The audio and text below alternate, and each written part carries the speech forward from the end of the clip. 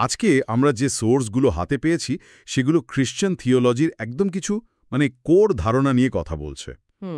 আর সত্যি বলতে এগুলো ঘাঁটতে গিয়ে আমার মাথায় একটা কেন্দ্রীয় প্রশ্ন বারবার আসছিল। কি সেটা? প্রশ্নটা হলো, এই যে বিশ্বাসের কথা বলা হয়, এটা আসলে কি? এটা কি শুধু মনে মনে মেনে নেওয়া, হ্যাঁ আমি এটা মানি, নাকি এর সাথে আমাদের প্রতিদিনের কাজকর্মের কোনো গভীর সম্পর্ক আছে? দারুণ একটা প্রশ্ন। আর শুরুতেই বোধহয় একটা জিনিস পরিষ্কার করে নেওয়া ভালো। আচ্ছা। আমরা এখানে কোনো বিশ্বাস প্রতিষ্ঠা করতে আসিনি, তাই না? আমাদের কাজ হলো এই সোর্সগুলো ঠিক কি বলছে তার ভেতরের যুক্তিগুলো আর ধারণাগুলোকে সহজভাবে তুলে ধরা। একদম, অনেকটা একজন গাইডের মতো, যিনি একটা জটিল ম্যাপ পড়তে সাহায্য করছেন। ঠিক, দারুণ বলেছেন, একটা ম্যাপ পড়ার মতোই।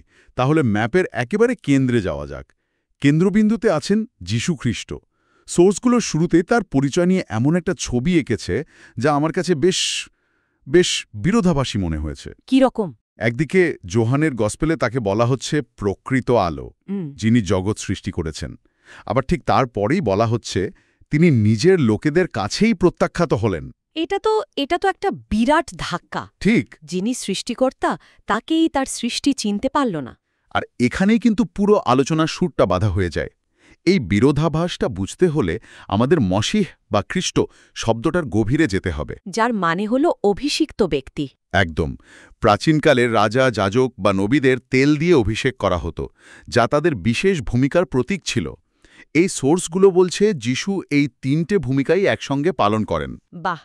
তার মানে যিশুর এই তিনটে পরিচয়, নবী, রাজা আর যাজক, এই সবগুলো মিলিয়ে তার মসিহের পরিচয়টা পূর্ণ হচ্ছে, তাই তো? ঠিক তাই। নবী হিসেবে তিনি ঈশ্বরের সত্যটা তুলে ধরেন, অনেকটা আয়নার মতো। আচ্ছা।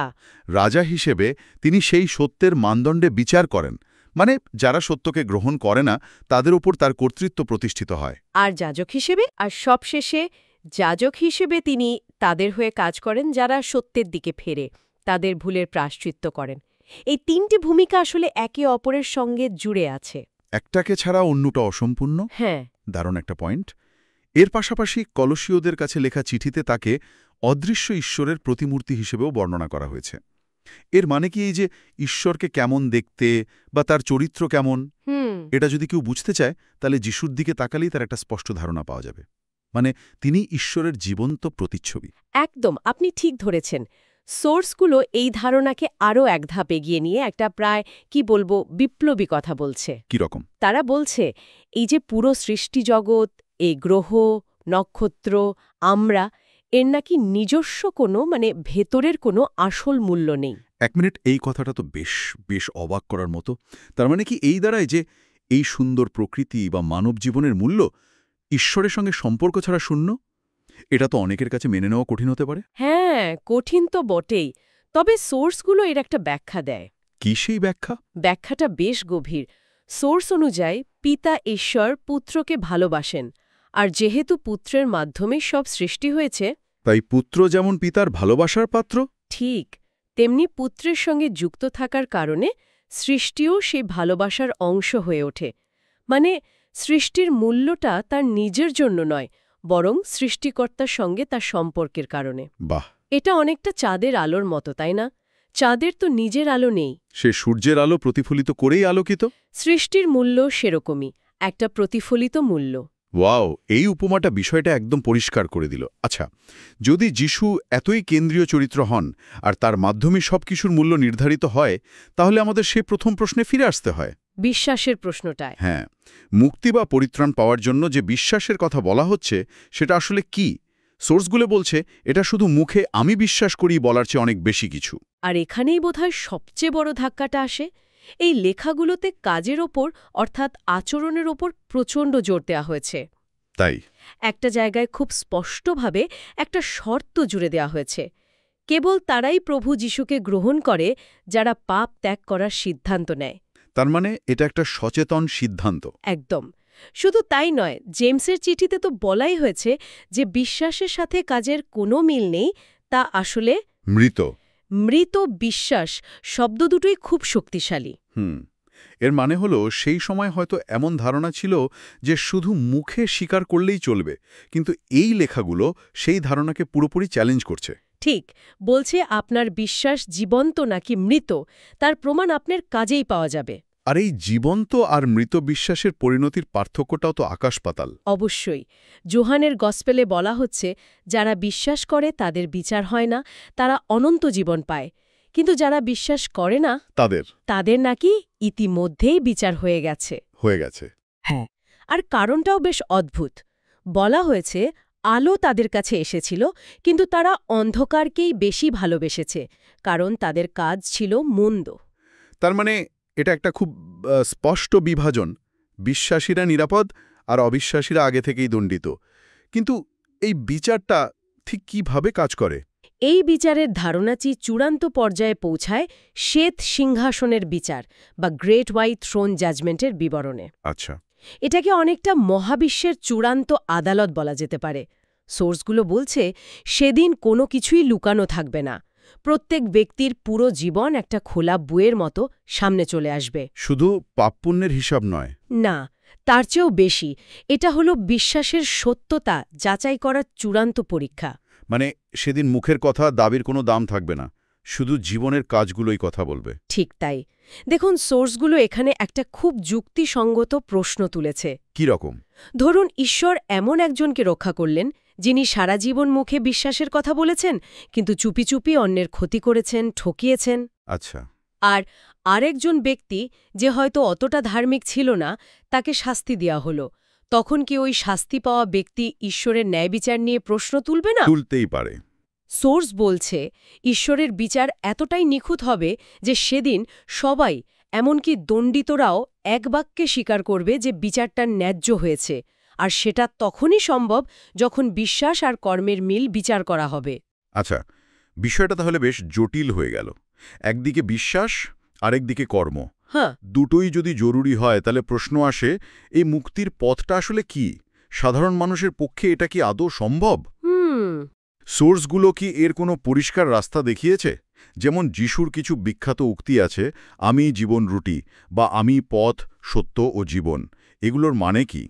এই উক্তিগুলো আসলে মুক্তির পথের প্রতীকী ব্যাখ্যা।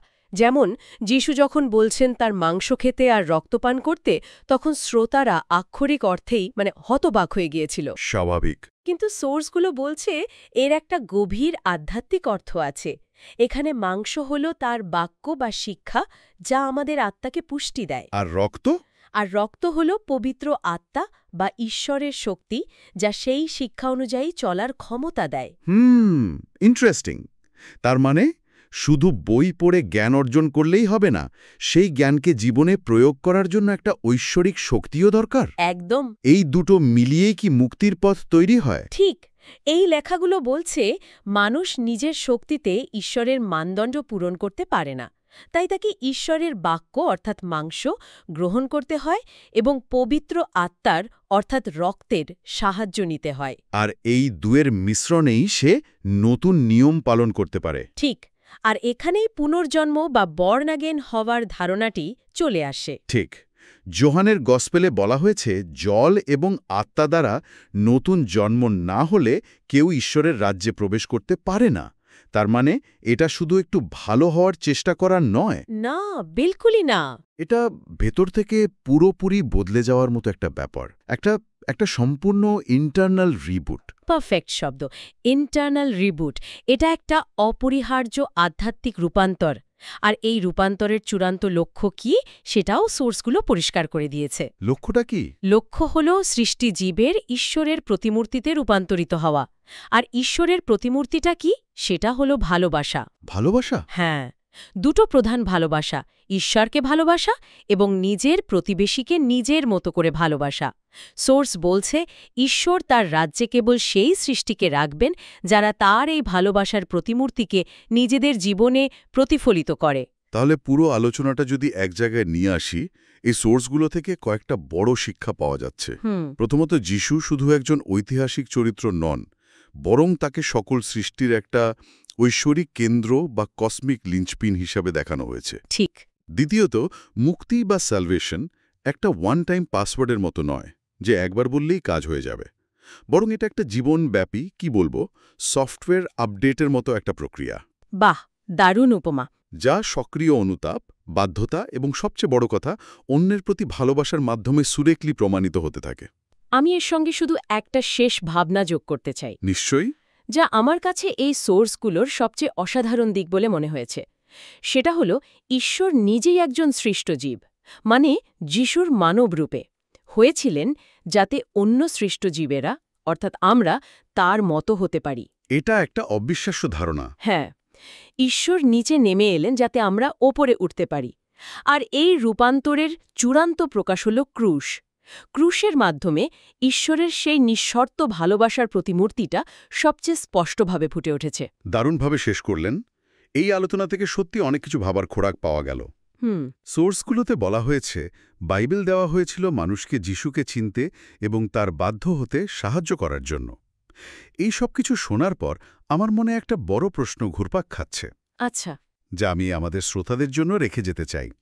যদি বিশ্বাস আর কর্ম সত্যি অবিচ্ছেদ্য হয়, যেমনটা এই লেখাগুলো দাবি করছে, তাহলে আমাদের চারপাশে ধার্মিকতার যে বাহ্যিক রূপ আমরা দেখি, পোশাক, আচার অনুষ্ঠান, মুখের কথা, তার সাথে ভেতরের আসল শক্তির পার্থক্যটা আমরা নিরূপণ করব কিভাবে? এই প্রশ্নটা রইল ভাবার জন্য।